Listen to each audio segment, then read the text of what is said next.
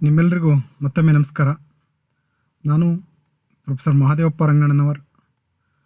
ಈ ದಿನ ಆಧುನಿಕ ಭಾರತ ಇತಿಹಾಸಕ್ಕೆ ಸಂಬಂಧಪಟ್ಟ ಹಾಗೆ 18ನೇ ಸೆಷನ್ ಬಗ್ಗೆ ನಿಮ್ಮ ಮುಂದೆ ಮಾತಾಡ್ತಾ ಇದ್ದೇನೆ. ದ ಡಾಕ್ಟ್ರಿನ್ ಆಫ್ ಲ್ಯಾಪ್ಸೆ, ದತ್ತು ಮಕ್ಕಳಿಗೆ ಹಕ್ಕಿಲ್ಲ. Application of doctrine of lapse and its effects on Indian rulers. ದತ್ತು ಮಕ್ಕಳಿಗೆ ಹಕ್ಕಿಲ್ಲ ಪದ್ಧತಿಯ ಜಾರಿ ಮತ್ತು ಭಾರತೀಯ ಅರಸರ ಮೇಲಾದ ಪರಿಣಾಮಗಳು. The doctrine of lapse, application of doctrine of lapse and its effects on Indian rulers. Contents: application of doctrine of lapse, effects on native rulers. Application of doctrine of lapse. Dalhousie ಭಾರತದ ಗವರ್ನರ್ನಾಗಿ ಬಂದ ನಂತರ ಭಾರತದಲ್ಲಿ ತನ್ನ ಸಾಮ್ರಾಜ್ಯ ವಿಸ್ತರಣೆಗಾಗಿ ಅನೇಕ ಮಾರ್ಗಗಳನ್ನು ಉಪಯೋಗಿಸಿದ. ಅದರಲ್ಲಿ ಇದು ಕೂಡ ಒಂದು. First, he divided the Indian States into the 3 categories, like A, the state which were directly or indirectly created by the English; B, dependent states of the English; and C, independent states. ಹೀಗೆ 3 ಥರನಾಗಿ ವಿಂಗಡಿಸಿ ಆತ ತನ್ನ ಆಡಳಿತ ವ್ಯವಸ್ಥೆಯನ್ನು ಚುರುಕುಗೊಳಿಸುವಂಥ ಪ್ರಯತ್ನವನ್ನು ಮಾಡುವಲ್ಲಿ ಅಥವಾ ಸಹಾಯಕ ಸೈನ್ಯ ಪದ್ಧತಿಯನ್ನು ಜಾರಿಗೆ ತರುವಲ್ಲಿ ಯಶಸ್ವಿಯಾದ. Application of doctrine of lapse. Further, he decided that the rulers of the states of the first category would not to be allowed to adapt heirs to their throne. ಮೊದಲನೇ ಕೆಟಗರಿಯವರಿಗೆ ತನ್ನ ಸಾಮ್ರಾಜ್ಯದ ದತ್ತು ಮಕ್ಕಳನ್ನು ಸ್ವೀಕರಣೆ ಮಾಡೋದಕ್ಕೆ ಅವಕಾಶವನ್ನು ಕೊಡಲಿಲ್ಲ. The ruler of the second category were bound to seek the permission of the English in case of adoption, which however could be granted or refused. ಎರಡನೇ ಕ್ಯಾಟಗರಿಯ ಜನರಿಗೂ ಕೂಡ, ರಾಜರಿಗೂ ಕೂಡ ಏನು ಮಾಡ್ದ ಅಂತಂದರೆ, ಕೆಲವೊಂದು ಸಾರಿ ಪರ್ಮಿಷನ್ನ ಕೊಡ್ತಾ ಇದ್ರು ಇಂಗ್ಲೀಷರು, ಅದರ ಇನ್ನೂ ಕೆಲವೊಂದು ಸಾರಿ ತಿರಸ್ಕಾರವನ್ನು ಕೂಡ ಮಾಡ್ತಾ ಇದ್ರು. The ruler of the third category were free to adapt their heirs. ಮೂರನೇ ಕ್ಯಾಟಗರಿಯ ಜನರಿಗೆ, ರಾಜರಿಗೆ ಸ್ವತಂತ್ರಯುತವಾಗಿ ದತ್ತನ್ನು ಸ್ವೀಕಾರ ಮಾಡೋದಕ್ಕೆ ಅನುಮತಿಯನ್ನು ಕೊಡಲಾಗಿತ್ತು. Application of doctrine of lapse. Satara was the first Indian state. ಮೊಟ್ಟ ಮೊದಲು ಭಾರತದಲ್ಲಿ ಸಹಾಯಕ ಸೈನ್ಯ ದತ್ತು ಮಕ್ಕಳಿಗೆ ಹಕ್ಕಿಲ್ಲ ಪದ್ಧತಿಯನ್ನು ಸ್ವೀಕರಿಸಿದ ರಾಜ್ಯ ಅಂತ ಹೇಳಿದರೆ ಅದು Satara. Raja Appa Sahib of Satara died in 1848 AD without living natural son. However, he had adopted a son some days before his death without the consent of the English. ತನ್ನ ಮರಣಕ್ಕಿಂತ ಮುಂಚಿತವಾಗಿ ಇಂಗ್ಲಿಷರ ಅನುಮತಿಯೊಂದಿಗೆ ದತ್ತು ಮಗನನ್ನು ಸ್ವೀಕರಿಸಿಕೊಂಡಿದ್ದ. Dalhousie considered Satara as dependent principality, declared the adoption as invalid and annexed it. Dalhousie ಏನು ಮಾಡ್ದ ಅಂತ ಹೇಳಿದರೆ ಇದನ್ನು ಅಸಿಂಧುಗೊಳಿಸಿದ. ಇದನ್ನು ಯಾವುದೇ ಕಾರಣಕ್ಕೂ ನಾನು ಒಪ್ಕೊಳ್ಳಲ್ಲ ಅಂಥೇಳಿ ತಿರಸ್ಕಾರ ಮಾಡಿದ. ಸಂಬಲ್ಪುರ್ ರಾಜ ನಾರಾಯಣ್ ಸಿಂಗ್ ಅವನು ಕೂಡ ತನ್ನ ದತ್ತು ಮಕ್ಕಳಿಗೆ ಅಥವಾ ಪ್ರಕೃತಿ ದತ್ತವಾಗಿ ಬೇಕಾದಂಥ ಮಕ್ಕಳನ್ನು ಪಡೆಯುವಲ್ಲಿ ವಿಫಲನಾದ. ಅದಕ್ಕೋಸ್ಕರ his widow took over the administration of the state in her hands, but her claims was refused and the Sambalpur was annexed by Dalhousie in 1849 AD. Jaitpur, it was accepted in 1849 AD after the death of its ruler Keta Singha without a successor. Bhagat, its ruler Vijay Singh died without leaving a male heir to the throne. Dalhousie accepted in 1850 AD. But after the revolt of 1857, it was returned to the relative of the Bijay Singh. 1857 ನಂತರದಲ್ಲಿ ಭಾರತದ ಸ್ವತಂತ್ರ ಚಳವಳಿಯ ನಂತರದಲ್ಲಿ ಅಥವಾ ಭಾರತದ ಸೈನಿಕ ದಂಗೆಯ ನಂತರದಲ್ಲಿ ಭಾರತೀಯ ಅಥವಾ ಈ ಅರಸರುಗಳಿಗೆ ತನ್ನ ಸಾಮ್ರಾಜ್ಯವನ್ನು ಮರಳಿ ಕೊಡುವಲ್ಲಿ ಯಶಸ್ವಿಯಾಯಿತು.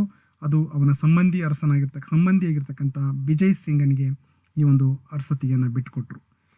Udaipur, this was annexed by Dalhousie's in 1852 AD.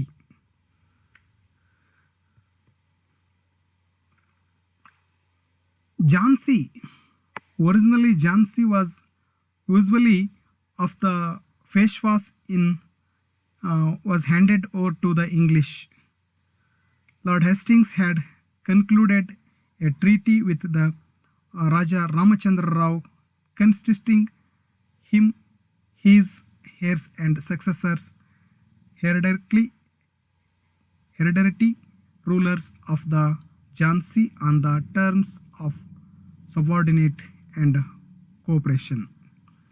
In 1835 AD, Ramchandra Rao died. The English did not recognize his adopted son, installed Raghunath Rao, a grand uncle, on the throne.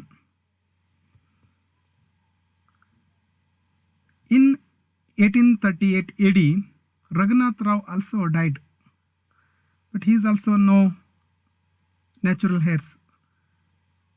Gangadhar Rao adopted Anand Rao as his son before his death and asked permission for the adoption, but Dalhousie refused to recognize his adoption and annexed the Jhansi in 1853 AD. Nagpur Raja Raghuji Bhonsle, third Bhonsle, was also without adopting an heir at the throne. After his death, his widow Queen adopted a son and asked the permission of the English. Nagpurದ ರಾಜ ರಘುಜಿ ಬೋನ್ಸ್ಲೆ, ಮೂರನೇ ರಘುಜಿ ಬೋನ್ಸ್ಲೆ ಮರಣವನ್ನು ಹೊಂದಿದ ನಂತರ ಅವನ ಹೆಂಡತಿ ಸ್ವತಃ ಒಂದು ಮಗುವನ್ನು ದತ್ತು ಪಡೆದು ಬ್ರಿಟಿಷರಿಂದ ಪರ್ಮಿಷನ್ನ ಕೇಳಿದ್ಲು. ಅವಾಗಲೂ ಕೂಡ ಬ್ರಿಟಿಷರು ಅದನ್ನು ತಿರಸ್ಕಾರ ಮಾಡಿದರು. But Dalhousie refused to accept the claim and annexed the state in 1852. The personal possessions of the Rajas, such as jewels, furnitures and place, were also conflicted. ಸ್ವತಃ ಡಾಲ್ಹೌಸಿ ಈ ಸಾಮ್ರಾಜ್ಯವನ್ನು 1854ರಲ್ಲಿ ವಶಪಡಿಸಿಕೊಂಡು ಅಲ್ಲಿ ಸಿಗ್ತಕ್ಕಂಥ ಆಭರಣಗಳನ್ನು ಜೊತೆಗೆ ಅಲ್ಲಿದ್ದಂಥ ಬೆಲೆ ಬಾಳುವಂಥ ಪೀಠೋಪಕರಣಗಳನ್ನು ಎಲ್ಲವನ್ನು ಕೂಡ ಕಂಪನಿ ತನ್ನ ವಶಪಡಿಸಿಕೊಳ್ತು. Dalhousie's attempts the annex the Karauli was failed.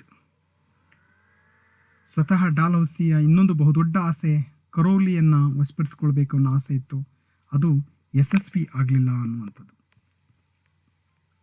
Effects on native rulers.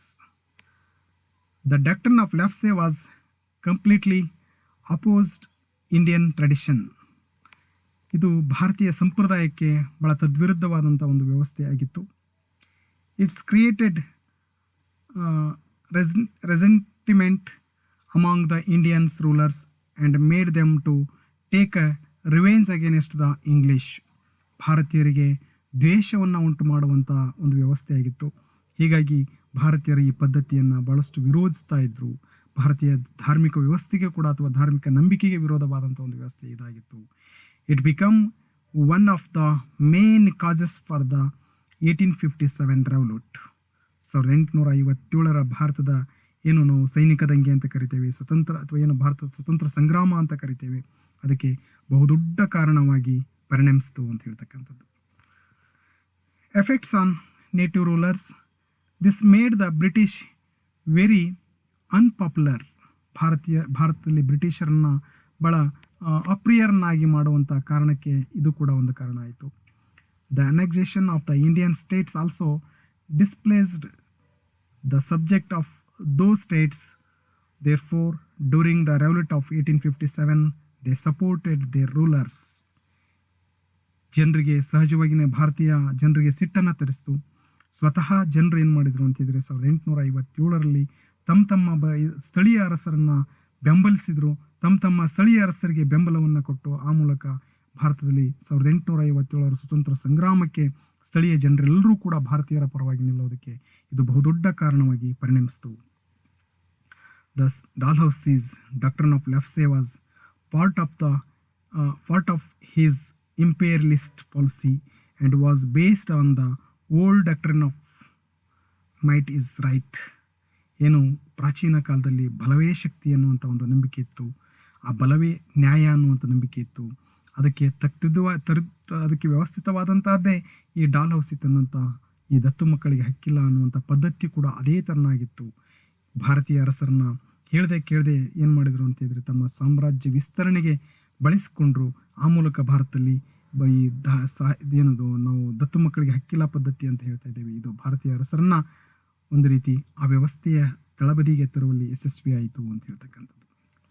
ಇನ್ನು ಪರಾಮರ್ಶನ ಗ್ರಂಥಗಳು ಸ್ನೇಹಿತರನ್ನ ಈಗಾಗಲೇ 2-3 ಸ್ಲೈಡ್ಗಳಲ್ಲಿ ಅದರ ಬಗ್ಗೆ ಹೇಳಿದ್ದೀನಿ. ಅದೇ ಪುಸ್ತಕಗಳನ್ನು ಮತ್ತೆ ಉಪಯೋಗಿಸಿದ್ದೀನಿ, ಹಾಗಾಗಿ ಮತ್ತೆ ನಾನು ಅದರ ಬಗ್ಗೆ ಮಾತಾಡಲ್ಲ. ಮತ್ತೊಮ್ಮೆ ನಿಮ್ಮೆಲ್ಲರಿಗೂ ಧನ್ಯವಾದಗಳು. ನಮಸ್ಕಾರ.